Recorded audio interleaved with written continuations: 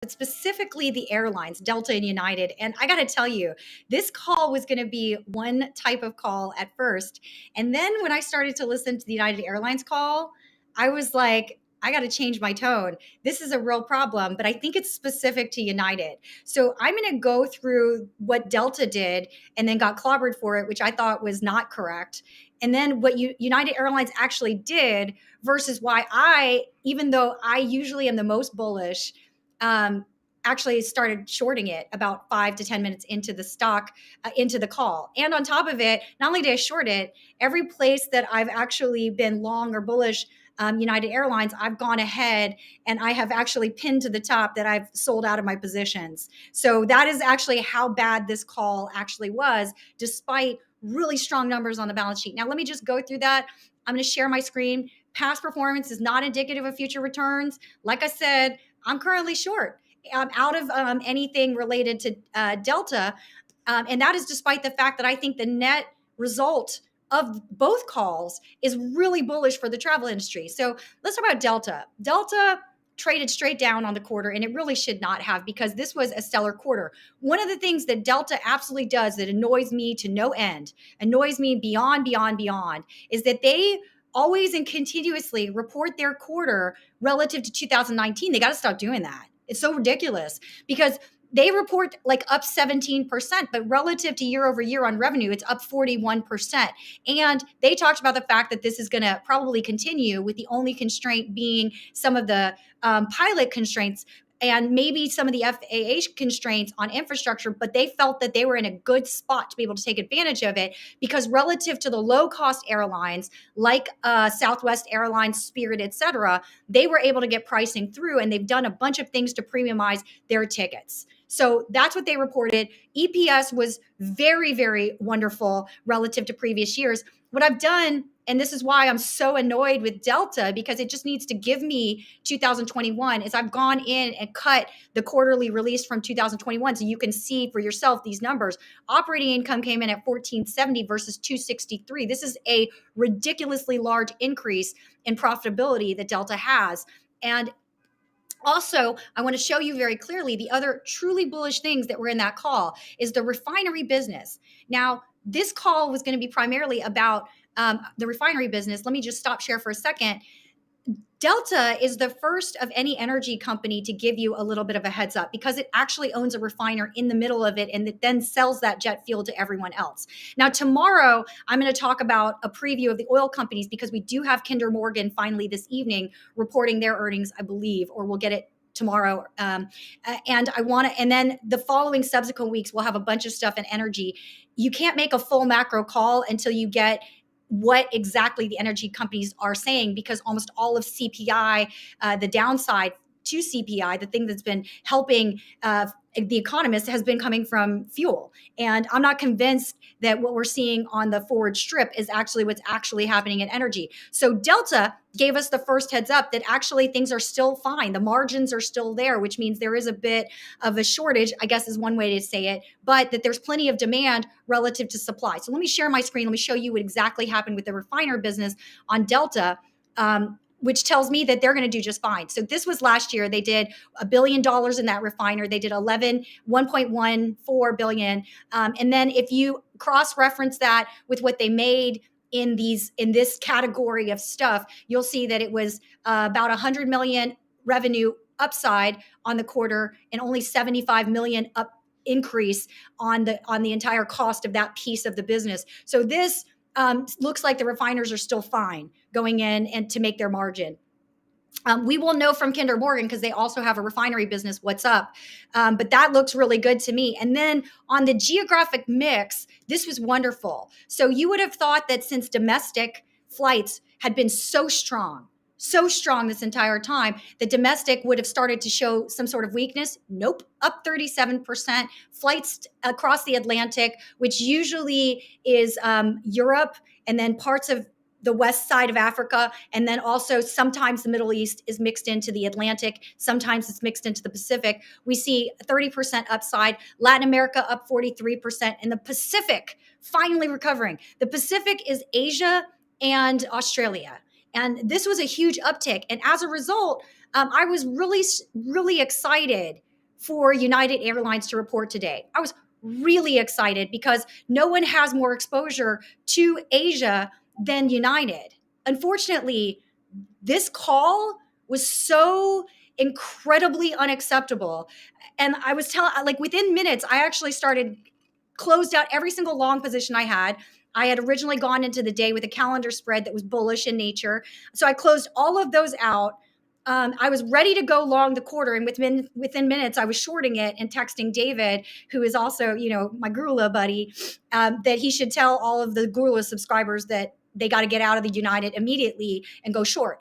And honestly, this is specific to United. And the real reason is that this is the worst call. I listen to at least 400 calls of the S&P 500 every quarter and have done so since the COVID lockdowns. So 1,600 calls a year minimum is what I listen to. And this is one of the top worst calls of that entire period, including COVID. And we're going to go through why that is. But one of the things that really accentuates why this call was so bad was because of how good the quarter actually was. And so as an investor, you cannot go long a stock when the CEO is signaling this hard to investors. Let's actually look at what happened on the quarter. Okay, I'm sharing my screen. So this was the quarter. Revenue was up 51% over 2021 and was even above the revenue estimates or the revenue that was done in 2019. So this company had already more or less recovered last quarter, but this quarter it was like over and beyond what we were seeing in 2019. This is the last time the companies should report against 2019 unless they just are foolish and continue to do so. But you can't really report this way going forward because it's just stupid. The only thing that was a little bit weak that I was willing to be okay with was this aircraft fuel, because you did actually see in 2021, the energy strips start to tick up, and they had actually hedged appropriately. This clearly shows that they did not hedge going in. So you have a down 47%, or you have 47% increase in jet fuel, but that's more than compensated for because you still have mad earnings coming out of this quarter. This is operating income, 1377 versus 408 versus 2019. So up 60%, a more profitable company. And then that's brought all the way down here to the net income line, 31% over what was done in 2019. The company is out of the woods. This should have been a good quarter if it was not for the tone and nature of this conference call, which quite frankly has me upset, because you got to think all I do is listen to conference calls all day. So when one really goes badly, it hurts my soul a little bit. Here is the geographic layout, and you have domestic up 44%, so also very strong. Atlantic up 76%. So their Europe business, which is not usually their biggest business, they've actually grown and developed in a way that was wonderful. The Pacific business recovering dramatically, 24% of what it was in 2019, which means people are absolutely starting to fly to Asia. And also the Atlantic and the Pacific business is understated for how good it did, because for the first time they broke out the Middle East, India, and Africa. India is usually jammed into Asia, and so on and so forth. So this geography was so good. But now let's talk about what was, and the last thing I'm going to say on this is it bodes extremely well for the hotels and lodging industry, as well as companies like Booking and companies like Expedia. So if you have long position in those, by all means, don't necessarily cover them because of what's going on with United. However, you cannot go long United given how he performed on this call. Like, it was so bad because he literally focused on this one thing. Just to give you a sense for it, he could have used this slide as the slide to talk about why United would do well and other flight airlines would not do well. His point was that the infrastructure of both the US and Europe is weak. And as a result, it's creating an additional constraint over and beyond the staffing issues that United and all the airlines are experiencing, which is they're going to have more folks that are pilots. They're going to have more stewardesses, and they're going to have to pay them more. And that is what it is, because people are getting sick more often than normal, and you can't just have them coming in as you did before because of COVID and all that stuff, and so on and so forth. Okay? But he could have talked about the fact that their cancellation rates on flights was really, really low, and the companies that did not have this under control, he would basically take share for him. That's what he should have said. Instead, he took the time to just talk about how bad the FAA was, and how much infrastructure was a problem. And then every single time, an analyst tried to prompt him that he was maybe going a little bit more bearish than normal, given how good his numbers were, how much the all of the banks are even showing that people are spending on experiential and spending on travel, like all of that. Every single time he was prompted to say something positive, he just wouldn't take it. So they asked him, they said, well, it sounds to me like you've done a lot in the last few years to manage this type of risk. And he was like, yeah, but there's always risks. There's always like a fuel line that gets cut. There's always like one or two things that just are happening such that I can't necessarily be very positive. And then in another scenario, an analyst asked him, hey, sounds like you're getting pricing through for all of these additional costs associated with headcount. Yeah, we are. But, really what needs to happen is the FAA needs to improve things. And then another, like even his CFO at different points tried to like prompt him that things were good. Like I think his CFO tried to say something like, yeah, we're really well positioned for a pickup in Latin America and Asia. By the way, two markets that don't quite have the same infrastructure issues that US and the United States have, if for no other reason than their facilities are significantly newer and they just have really low cost labor. So even with that prompting, even with the huge ridiculous numbers that I showed you, he just wouldn't say anything positive. There was a sell side analyst that gently and jokingly, I think as a prompt, was like, wow, if you ever decide you want to be a sell side analyst, you'd be amazing at it. And that was not a compliment. I just never heard anything so ridiculous in my life. So for me, it makes me concerned that either there's something going on specific to him, or there's some sort of politics going on at United such that I can't be long this stock until I understand what's going on. Something like this, when a CEO does this on a call, usually takes a minimum of 1 quarter to work itself out. So I will not be touching it for a minimum of 1 quarter, and I will be, as a result, preferring all of his other folks. One other thing that I would mention, which is why people were in the stock, self included, was that the Asia business has historically always been United's strong suit. And one of the analysts prompted him as relates to, hey, can you talk to us about Asia reopening and China reopening? You historically have been very strong in that area. He's like, well, we have 4 flights that go to Asia, and we're going to transition some of them to nonstop from one stop, which is through Japan. But honestly, I have concerns about Asia and Japan. That was his answer. It is completely not what Delta was saying, nor is it anything that we're hearing even from the Asian companies. So it was just such a bad call in every way, shape, and form. And with that, that's the end of what I have prepared remarks. I'm going to go ahead and take any questions, as well as David, thoughts. Yeah, total market rug pull, Donkey Kong, BA Donkey Kong. Thank you. That's totally true. That's how I felt about it. Ridiculous. You're on mute, David. I can't hear you. Okay, it's okay. Yeah, I appreciate your passion for United. You were kind of bullish, and then the facts changed and you immediately reversed, which is that's admirable. Had to. Right. And that bums me out because I'm a Star Alliance girl all the way. If you want to try to randomly catch me on a flight, it will always be on a United or Star Alliance flight, but usually specifically United. So this hurts my soul in some ways. I'm not even gonna lie. It was the worst call. But the numbers were good. Numbers were amazing. I was so ready, and I really felt like almost everyone on the street was ready to, because if you look at how the stock traded right before the earnings call, the pre-market, it was up to 53 and change. My call spreads were at 55. Okay. So I was long 55 farther back, short 55 farther up on the options curve. And because the stock had gone down from 53, it had still traded to a positive on the day at 51 and change. And I went ahead and covered the short component of the option spread and then kept the long component ready for him to say a lot of positive things because I read the release and thought it was amazing. It's actually, and I mean, they actually crushed it harder than Delta did by any stretch of the imagination looking at the numbers. But within 5 minutes of the call, I was texting you that I'd covered every single call I had at like only, I think I covered most of them flat. I maybe lost like $1 or $2 on them. And then within minutes, you're like, May, how bad is it? What's going on? And I was like, no, I'm short now. I'm actually short. That was at $52. I was like, Right. this. And then I was using foul language, which is unbecoming. I apologize for that, but I was really mad at him, quite frankly. It was so unacceptable.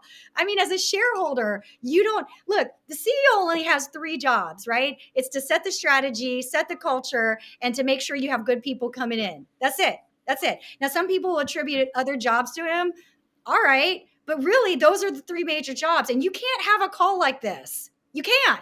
It's not okay. You're supposed to sit there and even if it's bad, figure out a way to say it like we have a strategy to take care of how bad it is. And in fairness, if I were to listen to the CFO and not the CEO, it does actually sound like they have a strategy to take care of this. But if I listen to just the CEO, no, I can't. So it makes me wonder what's going on at United completely regardless of the fact that they're posting amazing numbers and So unable. that's what he's saying makes investors uncertain, Really which nervous. right. Yeah.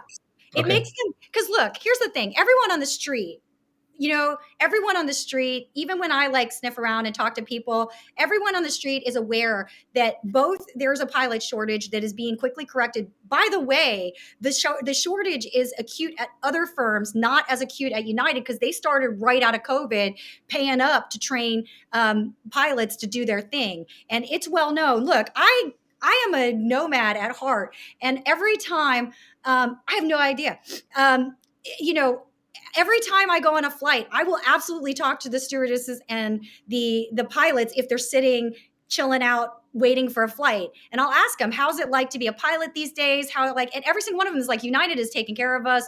United is totally doing a great job trying to get more pilots in the door, et cetera, et cetera, et cetera. I grew up in Florida. There's like 3 or 4 flight schools surrounding me. I've had conversations with all kinds of people in flight schools about how United is absolutely hiring. It's a great environment right now, all this stuff. And somehow he gets on this call. And even though that's true of United and not true of other airlines, this is what he says. It was ridiculous. It was actually ridiculous. And like, you can't, as an investor, when a CEO is this bearish, in good faith, buy the stock. You just can't. I mean, bearish being either costs are going to go way up or revenue is going to come way down. I mean, I which one is honestly it? I can't tell. Okay. Like he literally wouldn't talk about anything that mattered on the call except for how bad the infrastructure is. And the thing is, everybody on the street knew that the infrastructure is bad. Like that's been well telegraphed. We all know that part of the reason the flight delays are so bad is because infrastructure spending has not gone through to the FAA. And so the FAA is ridiculously understaffed in a way that technology cannot compensate for, and additionally, the infrastructure technology of the FAA is poor. It's piss poor, right? In the United States specifically, but also Europe is telegraphing the same thing. This is not true of a lot of Asia. China built that recently, and Latin America, those airports are also new. Okay, that's just the truth. Okay. He could have focused on that, especially given all his Asia exposure. He could have been like, this is what we're going to do, kids, to like rock this out. Nope, not at all. He's like, yeah, we don't know. We have 4 so far. China hasn't necessarily told us that they're going to increase availability of flights to Asia. So that's where we sit. Yeah, well, something's going on underneath there that we yeah, don't know. Okay. that's exactly right. Like until I understand why he did the call the way he did it, I cannot in good faith recommend United. I mean, maybe Right. other people can, but it's going to have to be a lot cheaper for me. And the worst part is this valuation is so cheap that it really should have been the opposite. It's so bad. It's so bad. Well, the PE Terrible. is 22. So, what's normal for airlines? What's the normal PE for airlines? No. The forward PE should have been higher. It should have been better than that. Yeah. Enterprise. Yeah. Okay. Cool. Well, I mean, that's just crazy. I mean, maybe an activist will come in if I he's don't really. know. I don't even know. I don't It like doesn't it. make Almost sense. feels like it's personal to him because Delta wasn't this negative. And I Right. honestly think that there's no okay. So unambiguous. The weird thing is that unambiguously, there's a few takeaways. Number one, you really shouldn't be trying to go long the regional guys right now because it is true that the regional guys are taking it on the chin harder than the majors, and that just has to do with their ability to get pricing through. The business of flying has gotten a lot more expensive, so that means Alaska Airlines is going to have some difficulty, even though it's now a part of the One Way Alliance. Southwest is going to have some problems, potentially Spirit. Now, Alaska somehow sometimes manages to pull it through, but you just have to watch it. This does not necessarily bode poorly for travel in general because, my goodness, those numbers were so strong on every single location that any airline flies to, both Delta and United. Domestic was not slowing down. Do you know? So all of those, like Host, which I've been very bullish on, HST, which is the luxury, they own, it's a luxury REIT hotel holder. Right. They should do fine. Um, there shouldn't be a slowdown. Business travel is actually improving, so that should help Marriott and Hilton because both of them described that the business travel was starting to show improvement. Right, not a focus on the United call. Definitely something that was said on the Delta call, just to give you a sense for how bad it was. Right. So Host, Marriott, and Hilton, those guys, because they specifically are attached to business travel because of the agreements that businesses like to make when they've got people traveling globally, those should do well. Booking, Expedia, both of those guys who have grown into kind of taking over the travel business from like individual travel people that used to work at a company, those guys should do okay according to these calls, barring them just deciding to say weird stuff on the rest of these calls. So you Well, might just then maybe his board will. I mean, maybe he'll come out and maybe say something that his board is going to say, "Hey, you're killing our stock for no reason." I mean, I don't know. Like, I mean, the thing is, like, usually if we are both on Twitter, we've got this link. You know what? I'm going to use this prompt because I'll forget otherwise. Um, okay. So here's the thing: is I would absolutely, with this kind of call, either he's going through personal issues, right? And the right. quarter was so strong and is executed so well that the board gives him another quarter, or there's some worst case scenario, there's some really weird politics going on at United. And so Yeah. he's telegraphing more the emotional stress of that politics than he is what's actually going on at United. That I've seen before too, but it's very rare. And even then, the CEO usually comes out and doesn't do this, for lack of a better way to describe it. So those are the Yeah. two He, things that he really should bother have let the, he should have let the CFO take over. or do more of the call. I mean, it was a good Yeah. 15, yeah, you know what I mean? Or just make the front part of the call shorter. Because what'll typically happen if you have an issue where they're trying to remove the CEO is he'll do a very short call. Do you know what I mean? Like his portion will be like 5 minutes, and he just lets everybody else on the team do whatever they will, so that they can either demonstrate their positivity and why they should stay if there's going to be a management change. That's what Right. usually happens. With this, I have no idea what to do with this. This is really bad. And I'm just going to answer this question because I always forget to do this, and I really appreciate the prompt. I do have a Twitter account finally, and I could use all the help I get. I'm at Markets with May, and then Gurula has a Twitter. What's the handle for Gurula's Twitter? At Garula Live. Yeah, cool, amazing. If you guys could help us out with a follow there, so bad. Yeah, I like Twitter.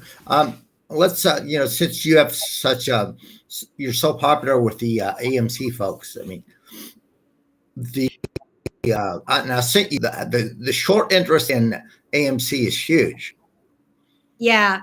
I mean, do I think so? I'm always scared because the MOAS investors, so to speak, the guys that trade momentum and really know the mechanics of this, they are really, I'm going to give them full credit. They're stronger at this mechanics than I am. So I'm always hesitant to try to talk on their turf because I really do respect that that is a different type of analysis. That said, 20% short interest is really freaking high. I would not have been allowed to short a stock with 20% short interest in my Right. heyday when I did that. That said, I do think that I've seen the short interest go higher now that people are gaming that FTD situation because Reg Show definitely allows you to be shorter. Like after you, so the Reg Show video, which I have speaks about it very clearly. But Reg Show, particularly on AMC, but even on APE as well, would allow you to short about 1.5 million shares, something like that, right? 5.5%, 500, it would allow you to short 2.5 million ish shares, which is about 10% of the average daily volume. And then once you go into violation of it, you have a 5-day cure period. And what I observed, which is what got me so upset and made me do that video on behalf of the AMC Ape folks, was that you would actually see after it crossed 2.5 million, instead of seeing the broker dealers in good faith cover their shorts, you would actually see an increase in shorts go up to, I think in the short period that I looked at, 4.5 million. But I do remember people telling me at different times that they'd seen the short interest go up to 50%. And that sickens me as a person working in this marketplace, because it really just demonstrates that there are bad players. It's so not okay. Which is why, again, if anybody's watching this, you should take that video, send it to a securities lawyer, attorney general, because I do think the hypothecation agreement is where you could potentially get some things done. Most of the time, trying to tap the SEC to do something about it's just not going to work. But if the hypothecation agreement can be shown to be a bad faith consumer lending issue, you got a shot at getting a much bigger fine. So that's why I always say that. I don't know. I'm not a securities lawyer, nor am I a lawyer in any way, shape, or form. Someone else would have to make a ruling on it. But that seems to me the one place that no one's gone after this violation. Okay, how do you feel about Tesla with the earnings coming up next week? Oh I'll my answer. 122 is a good point. God. 122 is where we would want to be adding to Tesla. But I mean, earnings, I don't know, fourth quarter, they just now dropped prices. So, but that, I mean, to me, that's a market share move by dropping prices, because the legacy autos can't compete at that price. Oh my gosh. If I could just not respond, I would be so thrilled. But that doesn't make for a fun show. Here's the thing with Tesla. I think that my positions on Tesla are farther back. Okay. Because this issue with the interest rates does actually impact them too. Now, I would say that Bank of America reported a good quarter. Bank of America does most of the loans. It's true that you can get loans from other places, but Bank of America did okay on the quarter, and they didn't necessarily say anything about the lending business and whether they were going to shrink aggressively or just do business as usual. It is the case that the quality of buyer of Tesla is typically not the portion that has no access to capital. Typically, Tesla buyers have access to capital. And so it makes it really hard to think about this particular quarter. That said, do I think that Tesla is undervalued at these levels? I actually have to say yes. And that's even if they report a less than stellar quarter. And it really has to do with the fact that, unlike the other auto companies, they don't have a lending book on the balance sheet. So all the other auto companies do have a financing arm. Tesla does not. It's fully outsourced to other companies. All of the origination, all of the loans happen there. There is no other risk. And it is for that reason that it gets a better multiple as much as anything else. Additionally, I think that so it could be, I think we get a little bit of a wonky quarter. As far as like lowering prices go, I will say that the raw material costs should have come down, with the exception of potentially lithium. But even then, if your steel price, which is a huge component, goes down dramatically, yeah, and aluminum's gone down. So there are a few ways that price cut could actually be okay, since he does have a little bit more scale. Yeah. Thank you for posting the price, LGYC board. I appreciate you on that. Yeah. Knee deep. I don't really know how to respond. There's a couple of folks that are saying different things on AMC. It's really, so to me, am I voting? Am I excited for the short squeeze to happen? For sure I am. But we really do want to see Mr. Aaron execute to get the shorts out of it once and for all. Or alternatively, we do need to see something happen that is not just SEC barely fining broker dealers for not doing a better job on Reg Show. These fines are too baby to really, the fines are too childish. It's not acceptable, in my opinion, given what's happening. So that really bums me out. Let's see. There was one question I saw. Yeah. And then holding it long term right now, there's no reason for me to sell it, because I do actually think that AMC has a real shot at doing exactly what Mr. Aaron's trying to do. So I agree with that. GameStop, how to again, I don't have a strong feel, but yeah, you're right. The short interest at 65% demonstrates on GameStop that you can do some really stupid stuff as relates to shorting a stock, well over and beyond anything that Reg Show should be covering. And so, like, I think in this regard, even though sometimes the social media folks like to pit the GameStop shareholders against the AMC shareholders, I really wish they wouldn't, because you guys are in the same boat as far as this one really terrible thing that the SEC is not able to legislate or otherwise. Like somebody needs to get more involved with greater legal experience than me to try to figure out something as relates to that. So I totally agree with you on that thing. I'm going to do this one really quick just because I do think, why would he, hopefully we've answered this. It really, the only thing that I can think of that would give this kind of tone really is if there's something going on in his life where he just showed up to the call without his A game, which quite frankly is really bad. Like he can't do that more than once and have the board be okay with it.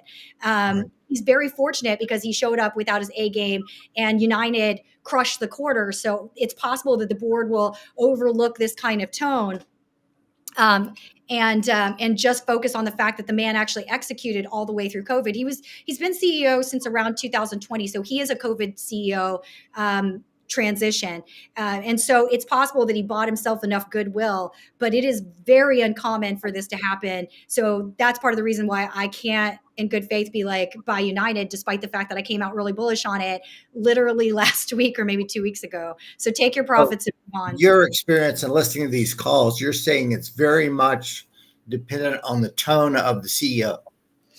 You know what?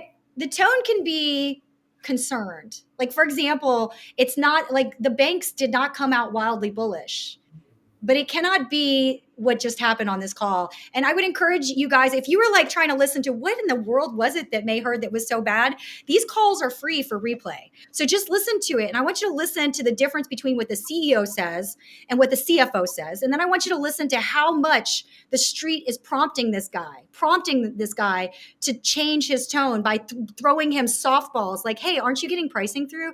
Hey, do you feel like people are, isn't corporate spending improving? Like they're literally, hey, isn't there still an infrastructure bill that will come into play and help the FAA out? There were so many prompts from the sell side that's not normal usually. That's Trying really to get him, trying to get him to say something good. yeah. I've never heard anything like that. Anything.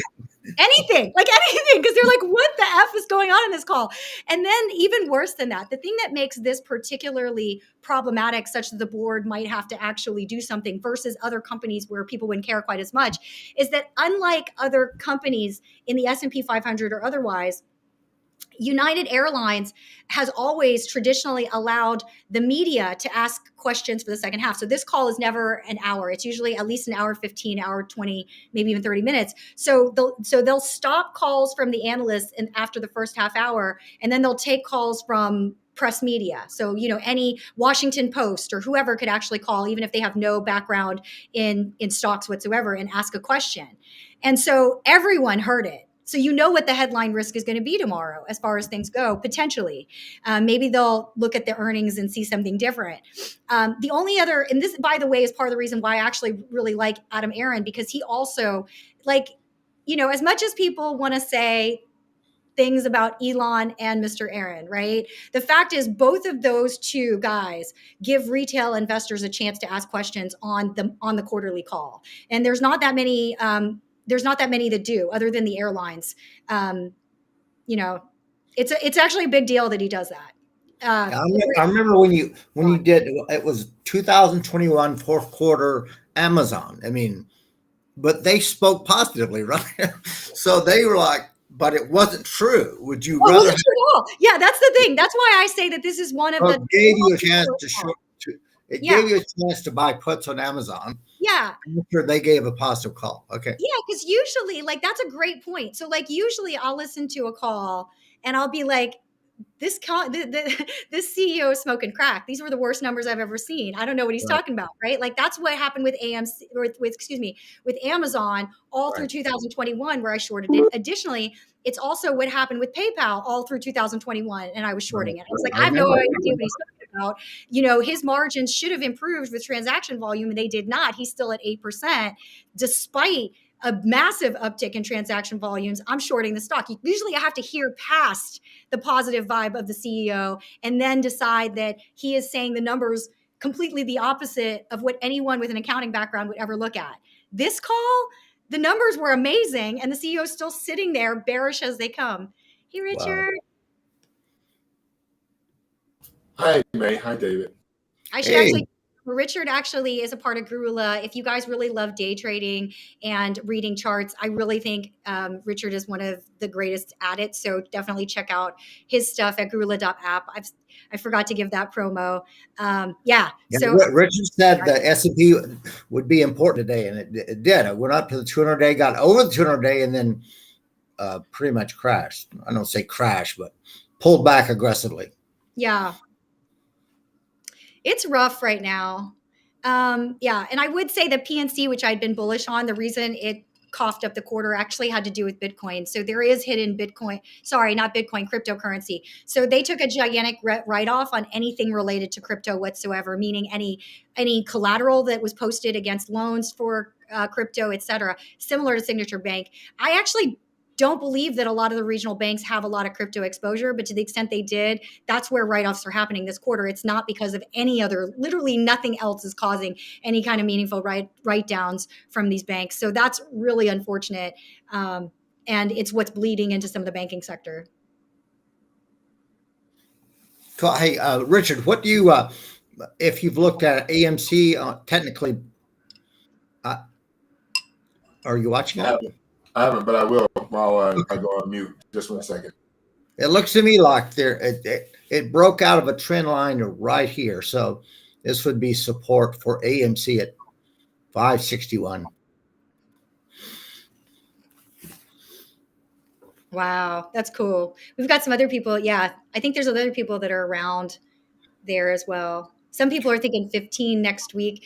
Guys, I don't know. This is really like where it's going to shoot up to on a short squeeze. That's these guys, David and Richard. I really am only going to be able to tell you the fundamental stuff on AMC.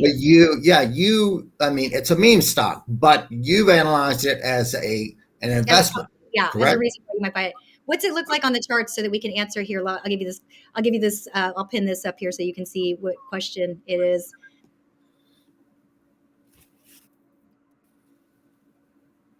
That's what some people are putting out there. That seems a little aggressive. What's the chart telling you, David and Richard, on AMC would be the next big thing number to watch for? 7.23.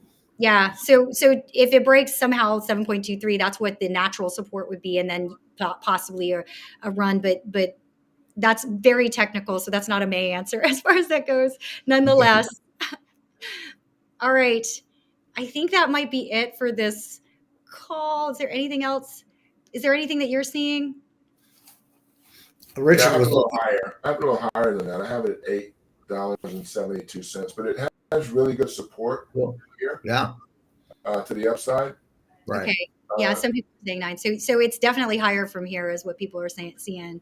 Yeah, with the 200-day being at 11.11, that's the exponential moving average. So, yeah, if you're a trader and like moving average crossovers, what you have is on the EMAs, the 5 is about to cross to 50, which will give you now what looks like a trend to the upside on AMC. So AMC could run here for a bit.